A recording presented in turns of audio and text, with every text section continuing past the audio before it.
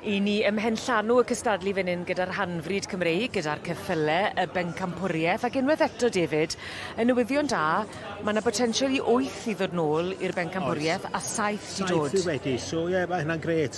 Ambell un falle yn yr ail safle'n hyderus o ran gallu cipio'r gil-wofr, ond gawn ni weld. Ie, a gyda'r adran yma, pan i ti'n gweld y gwahaniaeth mewn maint, cydymffurfiaeth, mae'n amrywiol iawn i'r bobl sydd yn dod i weld yn ogystal a beirniadu. Yndi, a mae hynny'n neud i'n adran eitha diddorol mewn ffordd, achos Rhanfrid Cymreig, a mae'n bosib i'r 4 adran yn y Rhanfrid dylanwadu ar beth yw'r ceffyl yn diwedd yn de. So ie, mae yna dipyn o amrywiaeth, ond mae bob un, ydych chi'n gweld o beth sydd gynnon ni, mae yna ansawdd a quality, a sna quality o Dennis Price Jones yn sôn am yn gynharach. Mae wedi ffeindio hynny, dwi'n meddwl. Fi'n gwybod ti wedi bod yn dod ers blynydde.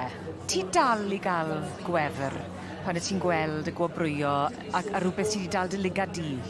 I rywun sy'n magu, mae o'n gyfle i ddod i weld be mae pawb arall yn magu, be maen nhw wedi cael y blwyddyn yma, pa merch maen nhw wedi defnyddio. A ydych chi'n ystyried a cynllunio ar gyfer blwyddyn nesaf wedyn, o'n i'n rili licio'r cyw o gen Mr Jones yn fanna, wel, a'i defnyddio'r yr un march blwyddyn nesaf falle.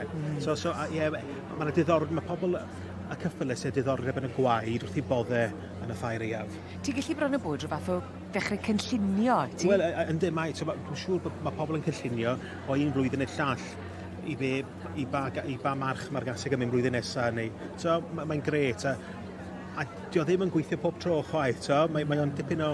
Mae'n hapad amwen hefyd weithiau yn berchen i magu. Os.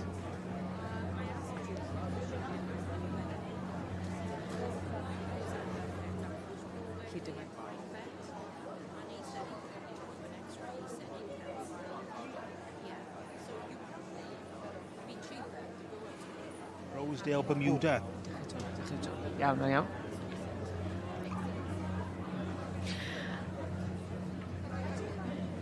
Ac ni'n dechrau nawr gyda y beirniadu unigol, gyda Pencampwriaeth y Rhanfrid Cymreig.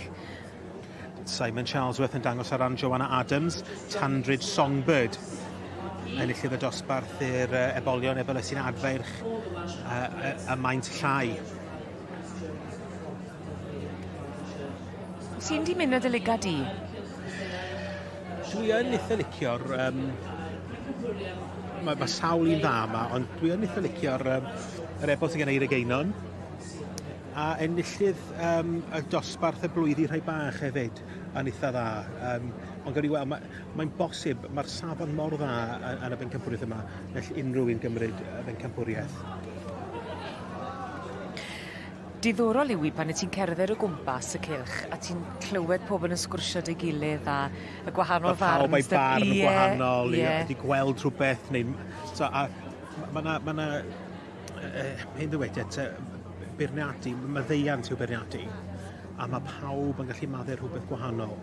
O ran, mae rhai yn licio pennau neis, a ddim yn gallu maddau rhywbeth sydd ddim cweit mor glws. Eraill yn deud hwnna, dim ots beth i ben, dwi ti'n mynd gorau cario fo, ceffil sy'n gorau neud gwaith a symud sy'n bwysig. Mae pawb a rhyw fatha pethau sydd yn boddro nhw mewn ffordd, neu maddeiant, mae pawb am rhywbeth maddeiant gwahanol. Gael syniad yna. Pethau gwahanol yn bwysig i bobl gwahanol. Mae'r olygfa i ni licio pan ni'n gweld yr hos glymau yn dod mas. A dyna nhw, yr beirniad Mr Dennis Price Jones o'r Handir Mwyn. Wedi cael dornod prysur iawn fan hyn ar y ddi-llun. Ac yn rhoi i ben ar y bloc gyda'r Pencampwriaeth.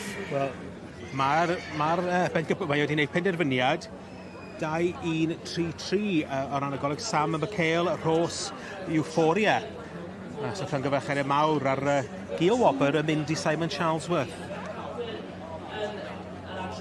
Gyda Tandrid Songbird. Yr un o ti'n ddisgwyl? Dyma'r un o'r rhai o'n i'n ffansio, ond rhaid falch yn amlwg yn gwybod am pethau ynghylch y Rhanfrid Cymreig. Lwcus bod ti'n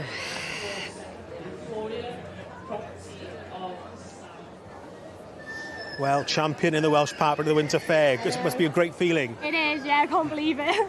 Tell us a little bit about the filly. So I bought her as a foal. She's with me in Hereford, just home produced. Yeah, just my baby. Have you done much showing this season? Yeah, she's had quite a good season. She won at Bath and West. She was supreme Welsh Partbred last weekend at Gwent. So she's had a good season. So what a way to finish 2023. Yeah, I can't believe it, really. Oh, congratulations, she looks fabulous and it's Thank well you. deserved. Thank you very much.